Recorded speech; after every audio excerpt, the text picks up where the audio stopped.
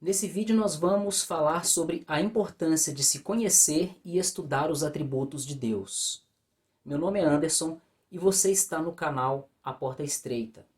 Caso você goste desse vídeo, deixe o seu like e compartilhe para que outras pessoas também sejam edificadas com a palavra de Deus.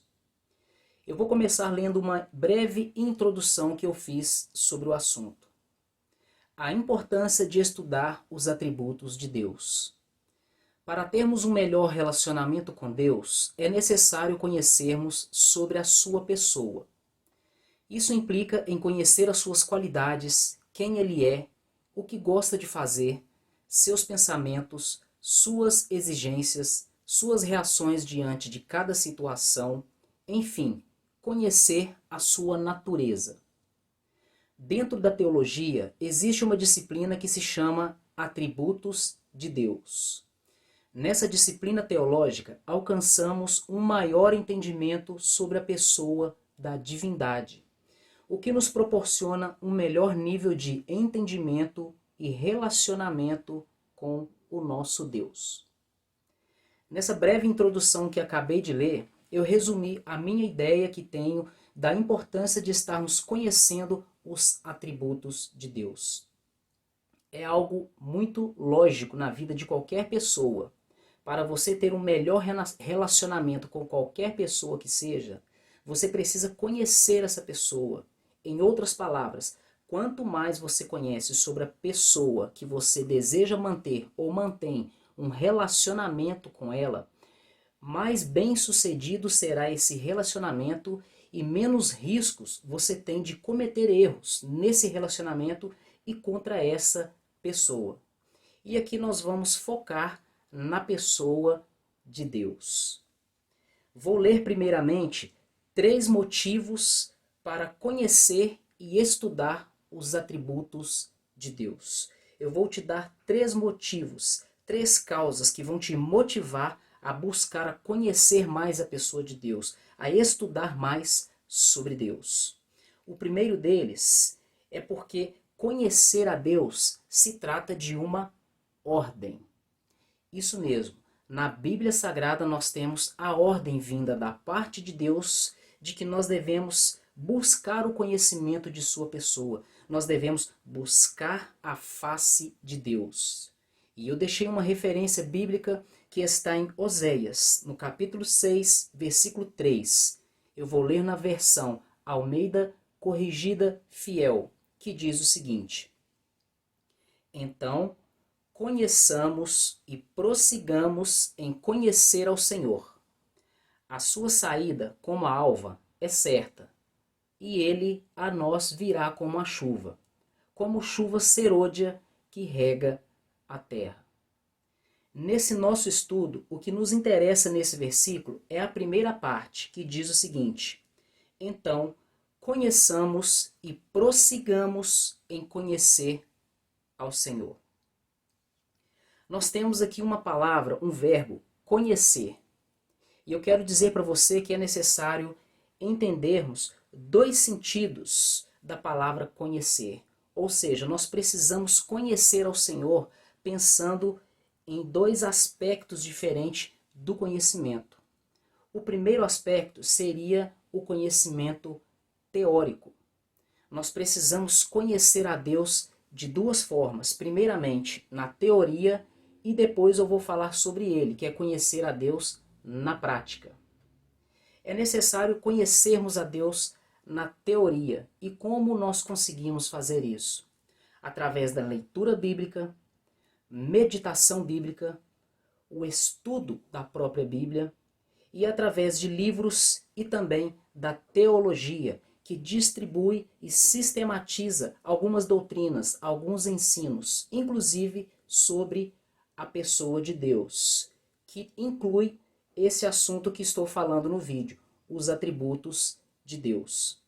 Então é necessário que você venha conhecer a pessoa de Deus, e para isso é necessário que primeiro você tenha o conhecimento teórico da pessoa de Deus. Portanto, existe a necessidade de você ter contato diário com a palavra do Senhor. Você precisa meditar diariamente na palavra do Senhor. Você precisa estudar diariamente a palavra do Senhor.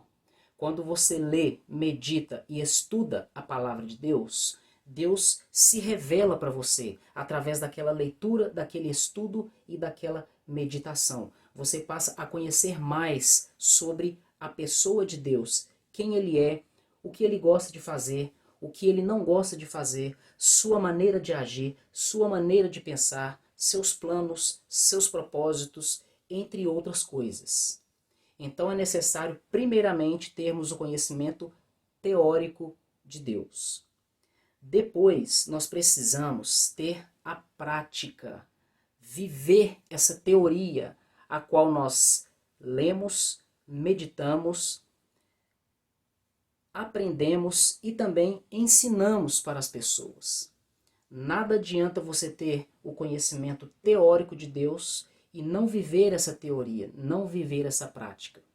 Portanto, você precisa entender isso, você não pode ignorar o conhecimento teórico e nem mesmo o conhecimento prático.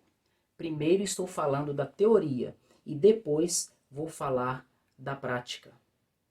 Tome cuidado e não caia naquela falácia aonde as pessoas pegam versículos isolados para defender suas ideias e suas posições doutrinárias ou defender sua fé.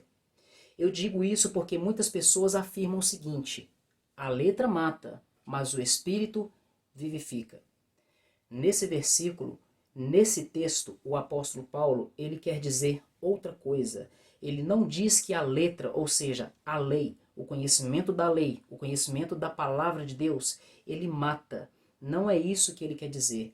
Pelo contrário, se você estiver um coração quebrantado e humilde diante de Deus, com uma alma sedenta pela presença de Deus, quando você busca o conhecimento do Senhor, você lê algo sobre o Senhor, esse conhecimento, essa letra, essa teoria vai abrir o seu entendimento. Isso vai te atrair mais para a presença de Deus.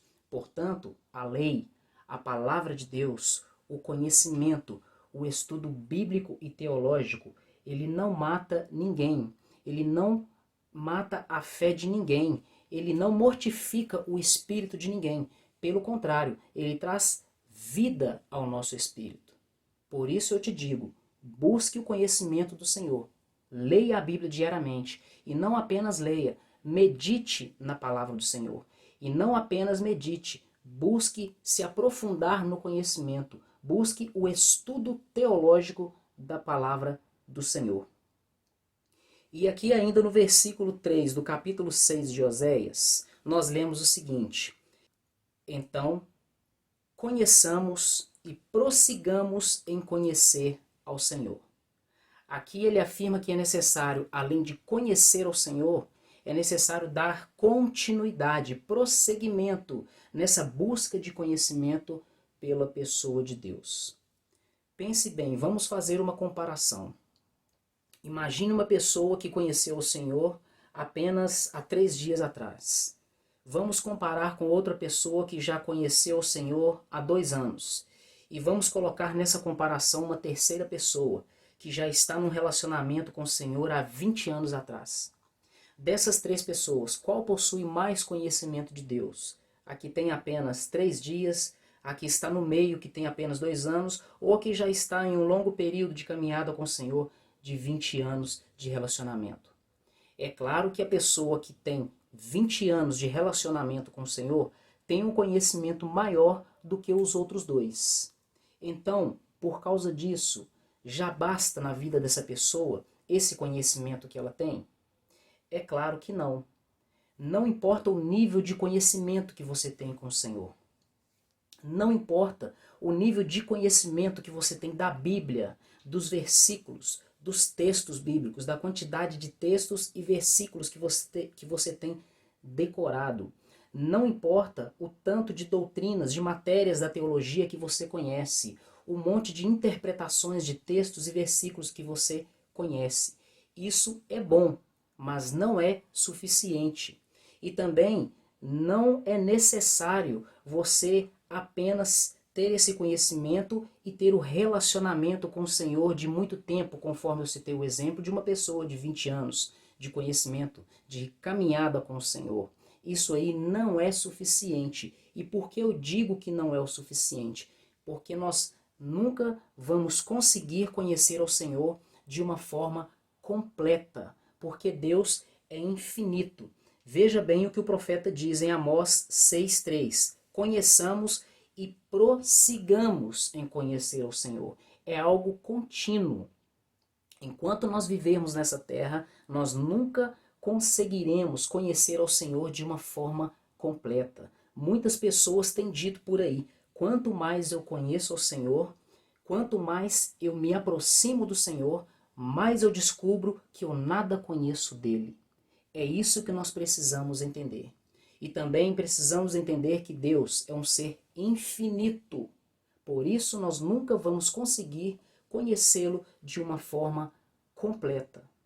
Então, o primeiro motivo para você conhecer e estudar os atributos de Deus, ou seja, a pessoa de Deus, é porque isso é uma ordem vinda do próprio Deus. Deus deseja ter relacionamento comigo e com você, e por isso ele nos dá uma ordem. Conheçamos e prossigamos em conhecer ao Senhor. Agora vamos para o segundo motivo para conhecer e estudar os atributos de Deus, que é sinônimo de vida eterna. Ou seja, conhecer a Deus é sinônimo de vida eterna. É o mesmo que vida eterna. O que eu quero dizer com isso? A pessoa que não conhece a Deus, ela não tem a vida eterna. A pessoa que não conhece a Deus é uma pessoa que provavelmente ela não é salva. Se formos ler os textos bíblicos e analisar de uma forma lógica, buscando aquilo que está escrito nas Escrituras, nos versículos bíblicos, a pessoa que não conhece a Deus, ou seja, a pessoa que não tem um relacionamento íntimo com Deus, uma comunhão diária com Deus, ela não tem a vida eterna. Veja o que Jesus disse e está registrado em João, capítulo 17, no versículo 3. Esta é a vida eterna, que te conheçam, o único Deus verdadeiro, e a Jesus Cristo, a quem enviaste. Essa versão que acabei de ler, esse versículo que acabei de ler está na versão NVI, Nova Versão Internacional. Jesus disse para Deus, e esta é a vida eterna, que te conheçam, o único Deus verdadeiro. O que nos importa aqui nesse versículo, entre muitos ensinamentos que nós podemos extrair dele, é o fato de que Jesus afirmou que vida eterna é o quê? É conhecer a Deus. Ele mesmo disse, esta é a vida eterna. 2 pontos. Que te conheçam. Então, se você não tem o conhecimento de Deus, você não tem a vida eterna. E conforme eu falei anteriormente, para termos o conhecimento de Deus, é necessário estudarmos a palavra de Deus. É necessário pesquisarmos, vasculharmos, meditar a palavra de Deus. É necessário ler diariamente, buscar conhecer, compreender os pensamentos de Deus nos acontecimentos históricos, compreender a pessoa de Deus em suas atitudes e ações com o homem, com a humanidade, com as suas reações perante as ações dos homens. Nós precisamos conhecer a Deus, analisar os seus mandamentos, as suas ordenanças, as suas proibições, analisar as suas promessas. É isso que nós precisamos. Isso vai abrir o nosso entendimento. E além disso, nós precisamos, conforme falei antes, precisamos conhecê-lo no relacionamento. Em muitas passagens da Bíblia, quando encontramos o verbo conhecer, dando uma relação entre o homem e Deus, esse verbo conhecer, ele nos traz o sentido de relacionamento, ter vida com Deus. Então, se você não tem relacionamento com Deus, se você não tem vida com Deus, não tem como você ser uma pessoa salva. Pode, porventura, um verdadeiro filho não ter relacionamento com seu pai? Pode, porventura, um verdadeiro pai não ter relacionamento com o seu filho? Portanto, se nós somos verdadeiramente filhos de Deus, nós temos relacionamento com o Pai, que é o único e verdadeiro, conforme Jesus afirmou nesse versículo, que está em João capítulo 17, versículo 3. A vida eterna é esta, que te conheçam, o único Deus verdadeiro. E também ele continua, e a Jesus Cristo, a quem enviaste.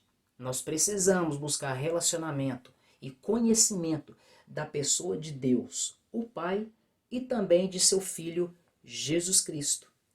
Ele próprio afirmou: ninguém vem ao Pai a não ser por mim. Um certo discípulo, uma certa vez, perguntou para Jesus: Senhor, mostra-nos o Pai, e isso nos basta. Jesus respondeu: há tanto tempo estou com vocês e você me pergunta: mostra-nos o Pai? O que isso significa? Jesus é o Pai? Não, não é isso que Jesus quis dizer. Jesus quis dizer que se uma pessoa quer conhecer como o Pai é, quem ele é, o que ele faz, como ele pensa, o que agrada ao Pai, o que desagrada ao Pai, basta olhar para as atitudes de Jesus, para as palavras de Jesus, para os ensinos de Jesus, para a vida de Jesus. Porque Jesus veio representar a pessoa do Pai. Ele mesmo falou que o Filho faz aquilo que vê o Pai fazer. E tudo aquilo que ele fazia e também que ele ensinava e falava, ele não fazia e nem ensinava por si mesmo, de si mesmo. Antes, ele fazia, vivia, falava e ensinava tudo aquilo que ele via o Pai fazer e ouvia o Pai ordenar que ele nos trouxesse aqui na terra. Portanto, esta é a vida eterna, que te conheçam, o único Deus verdadeiro, e a Jesus Cristo, a quem enviaste.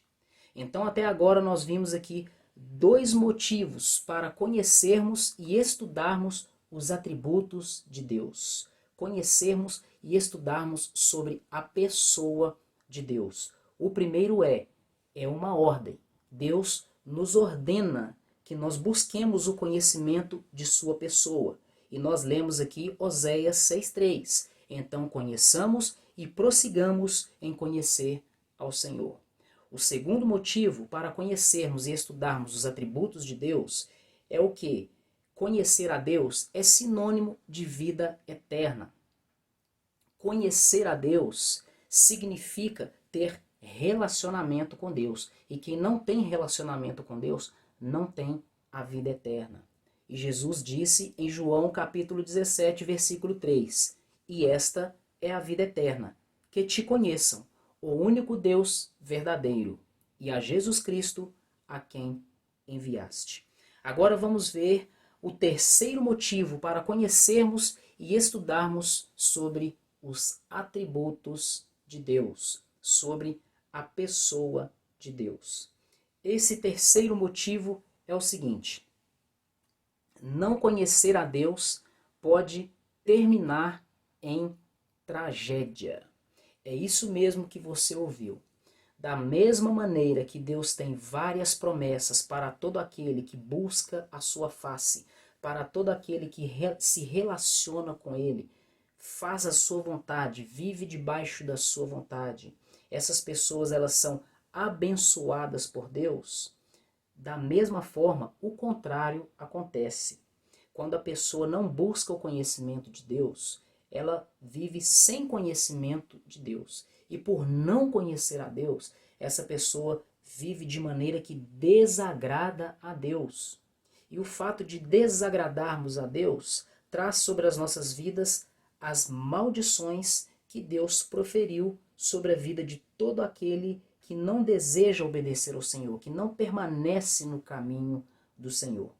Eu separei aqui 3 exemplos, 3 situações dentro da Bíblia, situações essas em que as pessoas se deram mal. Elas ficaram sujeitas a sofrimento, aconteceram tragédias com essas pessoas, porque elas não conheciam a Deus. O primeiro exemplo está lá em 2 Reis, capítulo 17.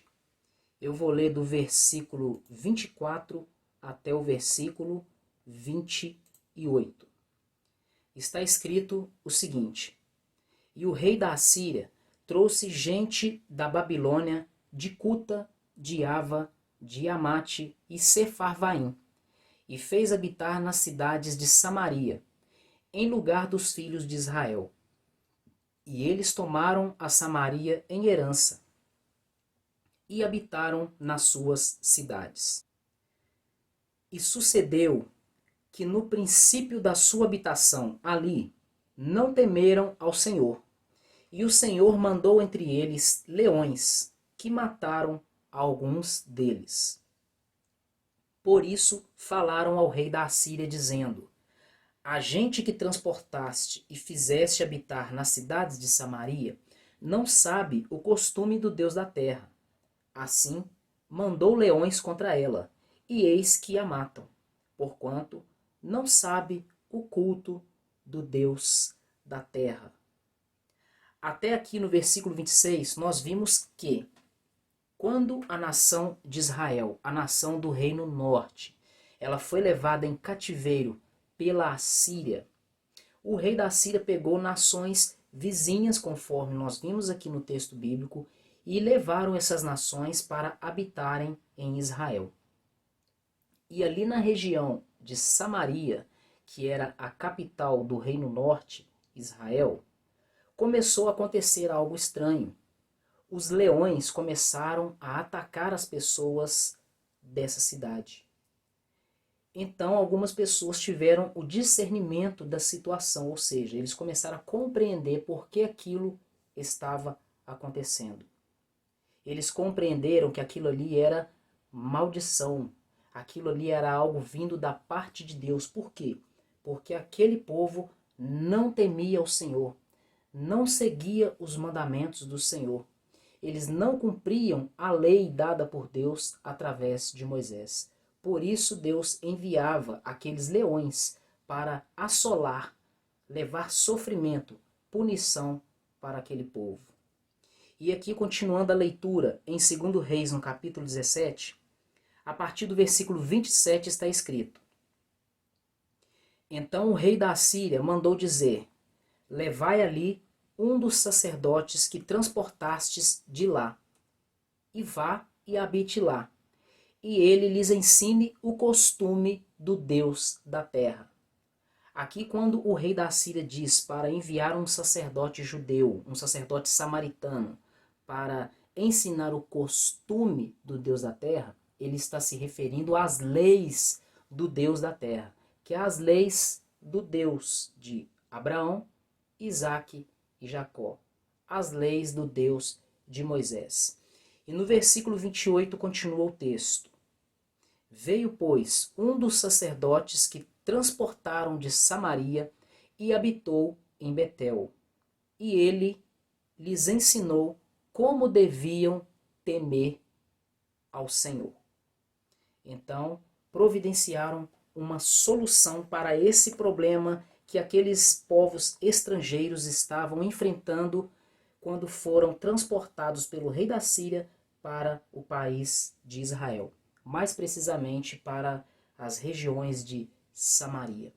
Esse é o primeiro exemplo de que não conhecer a Deus pode nos trazer sofrimento, tragédias, consequências negativas e indesejáveis.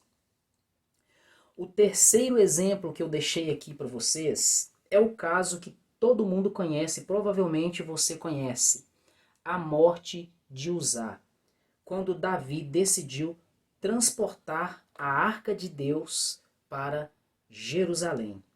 O texto está em 2 Samuel, no capítulo 6, e eu vou ler dos versículos 3 ao versículo 7.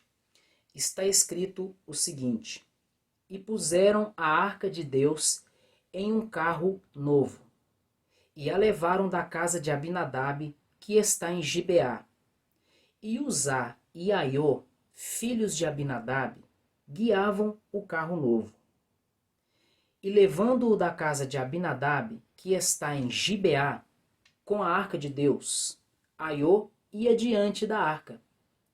E Davi e toda a casa de Israel festejavam perante o Senhor, com toda sorte de instrumentos de pau de faia, como também com harpas e com saltérios e com tamboris, e com pandeiros e com símbolos. E chegando à eira de Nacon, estendeu Uzá a mão à arca de Deus, e pegou nela, porque os bois a deixavam pender. Então a ira do Senhor se acendeu contra Uzá, e Deus o feriu ali por esta imprudência, e morreu ali junto à arca de Deus. Sobre essa história que nós acabamos de ler, esse relato bíblico, existem algumas diferentes interpretações, questionando o porquê de Uzá ter morrido. Eu não vou me atentar para o detalhe de cada interpretação, porque não é o foco nesse vídeo. Mas eu quero focar no seguinte, que uma coisa é verdadeira entre as várias interpretações que nós podemos encontrar sobre o motivo da morte de Uzá. Uzá morreu porque ele infringiu as leis de Deus. Algumas pessoas vão afirmar que ele não conhecia as leis de Deus e tocou na arca, e que também essa arca foi transportada de forma errada. Outras pessoas vão dizer que Uzá fez isso propositalmente, porque se aquela arca caísse no chão, essa arca poderia se abrir e as pessoas que estavam ali ao redor iam ver a arca. E era um mandamento de Deus que era proibido ver o que tinha dentro da arca, e também era proibido tocar na arca. E Uzá, sabendo disso, se sacrificou. Ele tocou na arca para ela não cair. Assim ela não iria cair e não iria, consequentemente, ter a sua tampa aberta para que ninguém visse o que tinha lá dentro. E ele, morrendo, ficaria tudo resolvido, entre aspas. Então vemos aqui a quebra das leis de Deus. Vamos supor que a interpretação correta seja essa, de que Uzá não conhecia a lei de Deus. E não é difícil acreditar nessa interpretação, porque se houvesse ali um conhecimento de Deus, por que a arca estaria sendo transportada de forma errada? Se você fizer um estudo mais aprofundado sobre esse assunto, você vai descobrir que existiam critérios e regras para os descendentes de Levi lidarem com as coisas do tabernáculo do Senhor, com as coisas santas do Senhor. A arca de Deus, ela fazia parte dos objetos do santuário. E dos descendentes de Levi, apenas os filhos de Coate, os coatitas, poderiam lidar com esses objetos, fazer o transporte desses objetos. Outra coisa que vemos errado ali é a maneira como essa arca foi transportada. Ela estava sendo transportada em uma carruagem que era puxada por bois. A lei de Deus ordenava que homens transportassem essa arca em seus ombros. Por isso, essa arca possuía 4 argolas, uma em cada ponta, 2 de cada lado, nas quais, ou seja, nessas argolas, eles colocavam 2 varais, e através desses varais, se você preferir usar outra linguagem, esses bastões de ferro, esses descendentes de Levi, os coatitas, eles colocavam no ombro, um em cada ponta, 4 homens para transportar a arca no ombro. E isso não aconteceu. Ou seja, temos aqui um entendimento de que não havia o conhecimento da maneira correta de conduzir as coisas do Senhor. A partir daí eu posso crer que Uzá também não sabia dessa lei sobre tocar na arca. No Antigo Testamento existe um texto, existem referências bíblicas que nos mostram isso. Ninguém poderia ver, olhar para dentro da arca. E também ninguém poderia tocar na arca. Por isso eles deveriam colocar os varais para transportar a arca em seus ombros. E vemos aqui, segundo essa interpretação, que por causa da falta do conhecimento da lei do Senhor, dos atributos do Senhor, uma pessoa acabou morrendo. E o nome dele, conforme nós já vimos no texto, é Uzá. Agora vamos ver o terceiro exemplo, e na minha opinião é o mais preocupante de todos e é o mais sério de todos. Eu digo isso porque eu vou ler aqui uma referência bíblica que está em Mateus, no capítulo 7. Vou ler os versículos 22 e 23. Aqui nós temos as palavras do Senhor Jesus. E aqui ele está se referindo a um acontecimento escatológico, um acontecimento do fim dos tempos. Ou seja, algo que vai acontecer no dia do juízo. Veja o que Jesus disse. Muitos me dirão naquele dia, Senhor, Senhor, nós não profetizamos em teu nome? Em teu nome nós não expulsamos demônios? E em teu nome não fizemos muitas maravilhas? Versículo 23. Então lhes direi abertamente, eu nunca vos conheci. Apartai-vos de mim, vocês que praticam a iniquidade. Veja que situação séria, grave e preocupante. Eu já falei isso aqui em outros vídeos, eu costumo falar isso repetidamente. Isso é algo muito sério. No último dia, muitas pessoas ouvirão do Senhor. Afaste-se de mim, porque eu nunca vos conheci. Isso significa que essas pessoas são pessoas rejeitadas por Deus. O nome dessas pessoas não está no livro da vida. Essas pessoas não herdarão a vida eterna. É por isso que eu disse que esse terceiro exemplo que eu coloquei é o mais preocupante de todos. Porque quando isso acontecer, no dia do juízo, quando as pessoas ouvirem essas palavras do Senhor, não haverá mais chance. A chance que nós temos de nos arrepender de nossos pecados, buscar o conhecimento de Deus e buscar diariamente um relacionamento com o Senhor, nós já estamos vivendo. É aqui nessa terra enquanto estamos em vida. E quando Jesus diz que nesse dia muitos vão ouvir dele, nunca vos conheci, essa expressão nunca vos conheci está se referindo ao conhecimento conforme eu expliquei anteriormente. Envolve também o conhecimento relacional, o conhecimento da pessoa de Deus no relacionamento diário com o Senhor. Isso é motivo para eu e você ficarmos muito preocupados com a nossa conduta. Então eu apresentei aqui 3 exemplos de que não conhecer a Deus pode terminar ou termina em tragédia. Esse último exemplo que eu dei, eu acredito ser um ótimo, um excelente exemplo. É um motivo que vai te induzir, vai te instigar a buscar o Senhor imediatamente. Pense aí, eu te faço uma pergunta. Você quer ouvir do Senhor Jesus no último dia, no dia do juízo, essas palavras? Afaste-se de mim porque eu nunca te conheci? Pois bem, passe a buscar relacionamento com o Senhor a partir de agora. Busque conhecer o Senhor.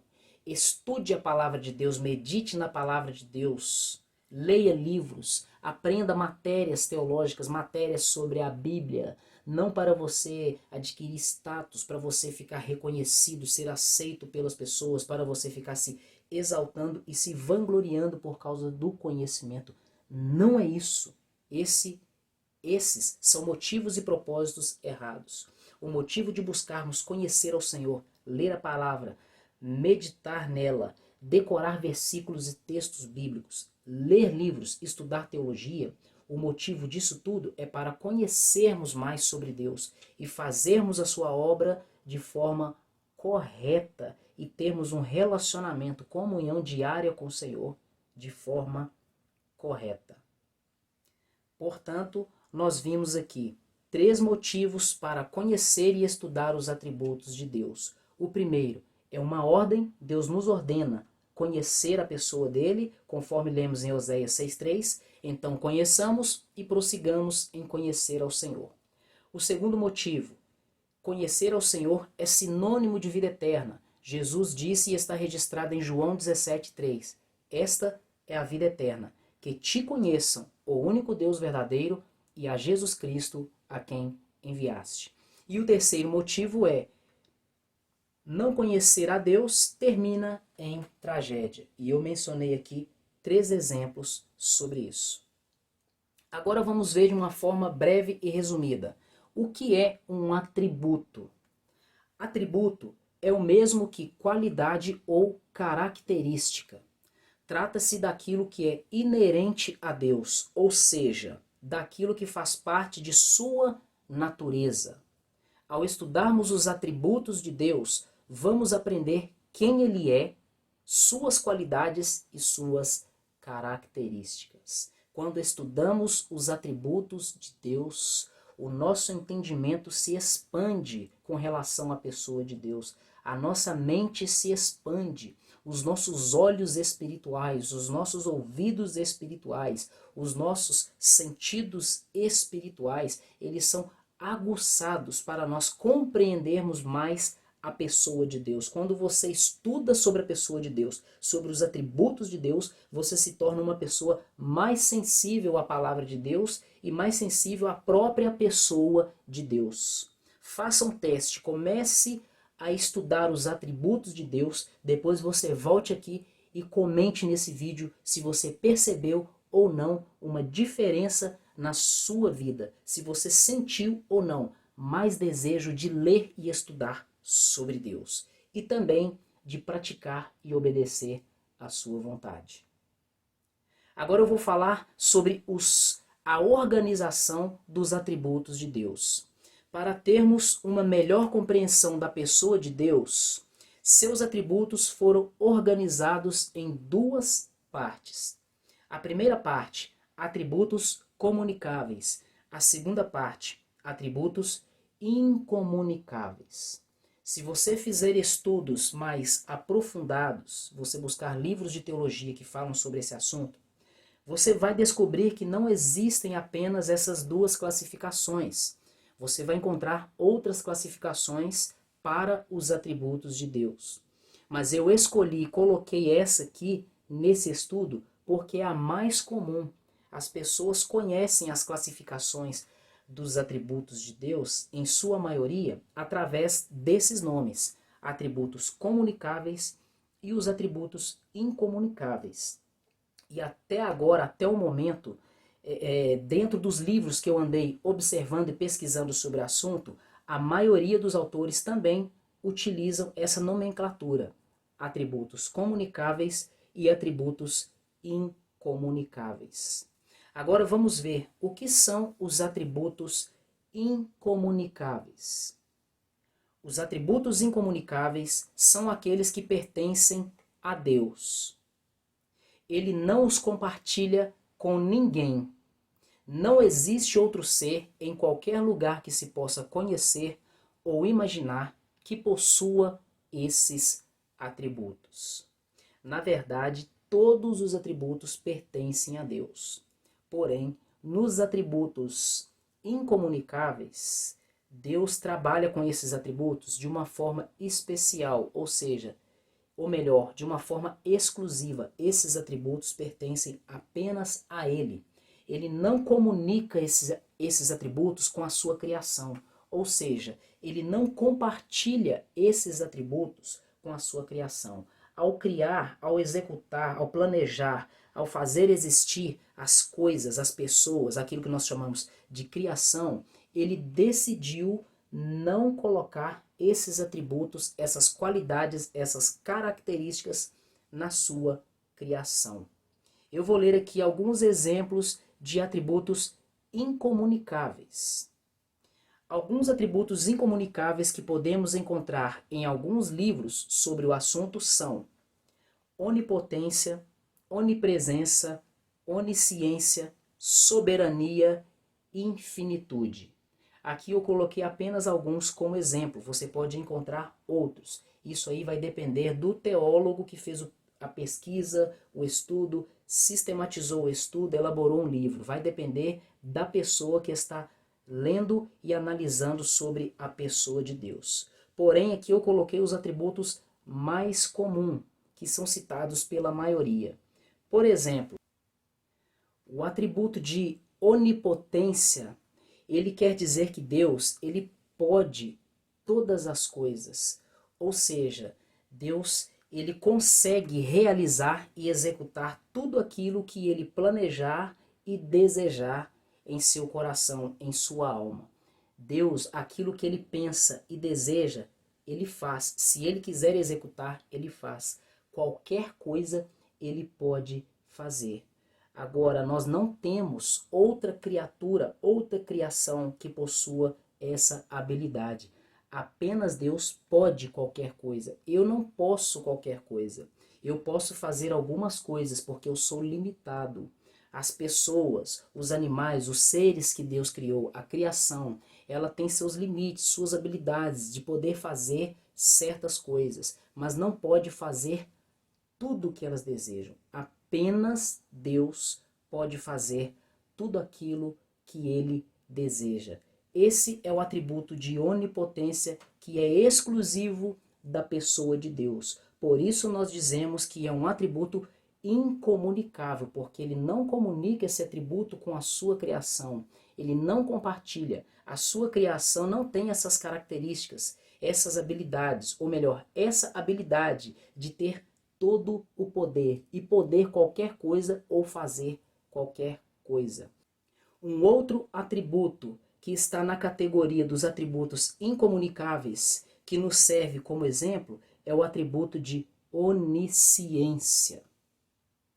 Apenas Deus tem a habilidade e o poder de conhecer, saber todas as coisas, tudo o que existe, tudo o que existiu, tudo o que vai existir, todos os relatos históricos, todos os acontecimentos, tudo o que aconteceu, está acontecendo, vai acontecer, sobre qualquer assunto, sobre qualquer área da sua vida. Deus tem essa habilidade, essa característica, esse atributo, esse poder de conhecer todas as coisas. Ele tem todo o conhecimento, ele tem essa habilidade, a qual nós chamamos de onisciência.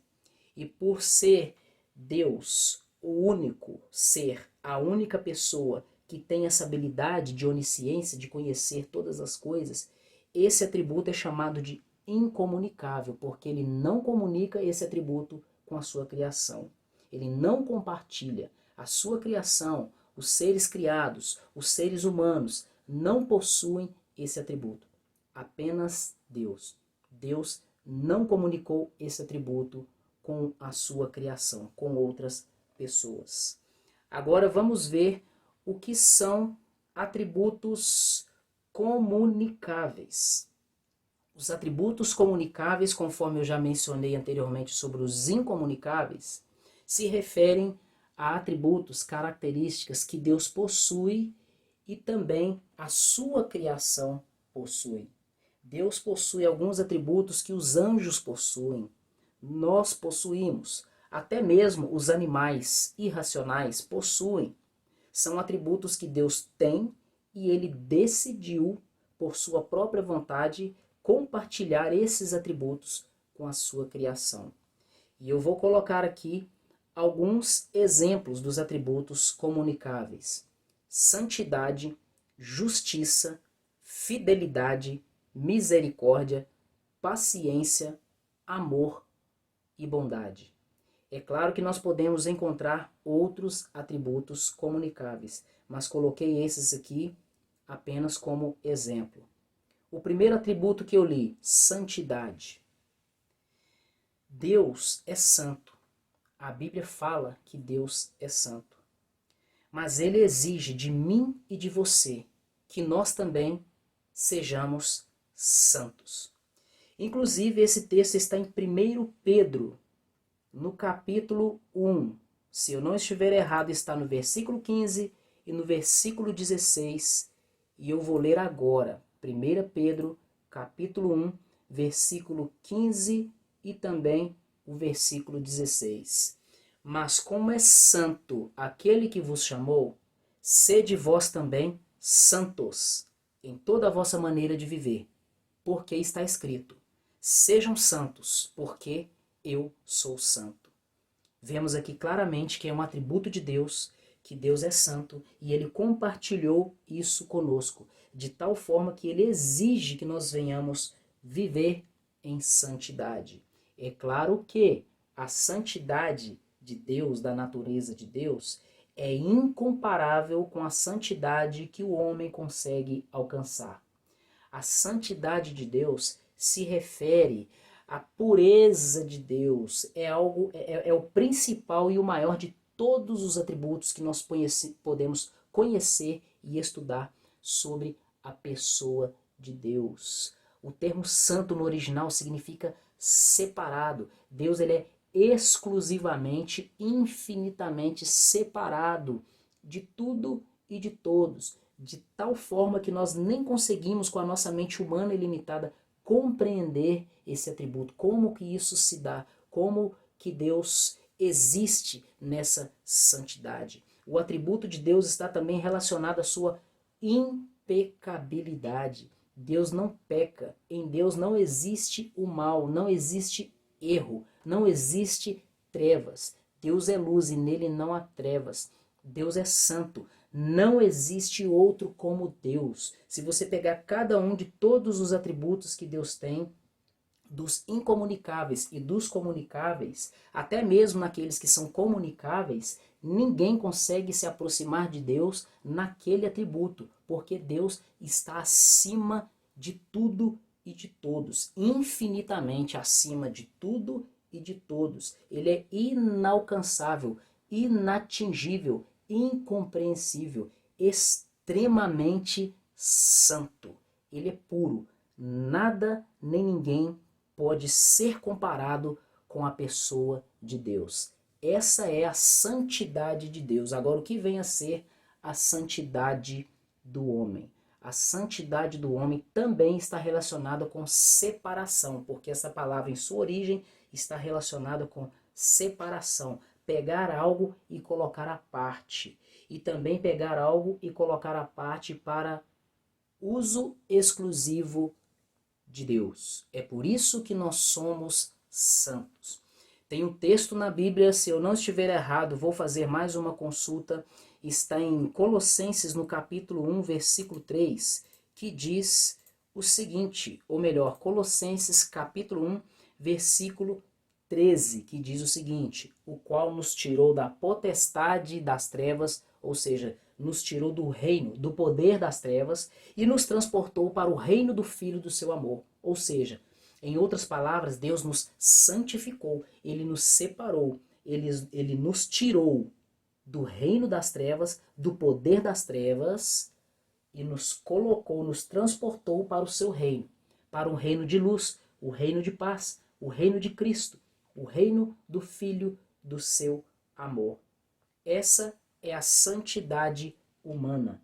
Vivermos em santidade significa viver na presença de Deus, viver em comunhão com Deus, viver em relacionamento com Deus, buscando o conhecimento de Deus, obedecendo a palavra do Senhor. É o contrário de viver na prática do mundo. Por isso ele nos tirou do mundo, que está debaixo do reino das trevas, do poder das trevas, e nos transportou para o reino do Filho do seu amor. Porque aquele que é verdadeiramente crente, verdadeiramente salvo, ele não vive como os filhos das trevas. Antes, ao contrário disso, ele vive como um filho da luz. A palavra de Deus diz que aquele que se constitui amigo do mundo se constitui inimigo de Deus. Portanto, se você é santo, você não imita o padrão do mundo, você não imita, você não tem prazer nas práticas, na conduta, nem mesmo no modo de viver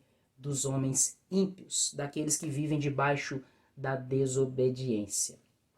Então esse atributo da santidade foi um exemplo que eu coloquei para vermos sobre os atributos comunicáveis. A santidade de Deus é um atributo comunicável, ou seja, ele é santo, Mas não somente Ele é santo, nós também podemos ser santo. E quem nos santifica é Ele, o Senhor Jesus, o seu Espírito Santo, através da sua palavra.